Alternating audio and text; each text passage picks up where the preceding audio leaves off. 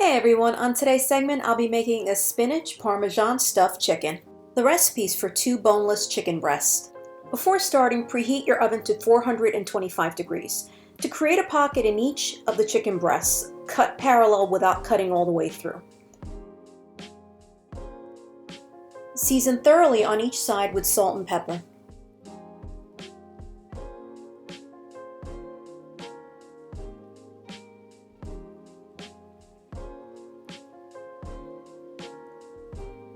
Dice 1/2 of an onion. Heat a heavy bottom or cast iron pan on high heat and add 2 tablespoons of canola or sapphire oil. Once the oil warps, add the chicken pieces and cook until golden and crispy. This should take about 4 to 5 minutes on each side. Now add your onions and stir. I like to season it with a little bit of salt and pepper, but you don't have to.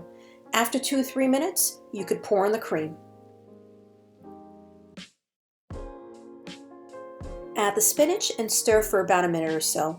Then add the Parmesan cheese and stir for 30 seconds.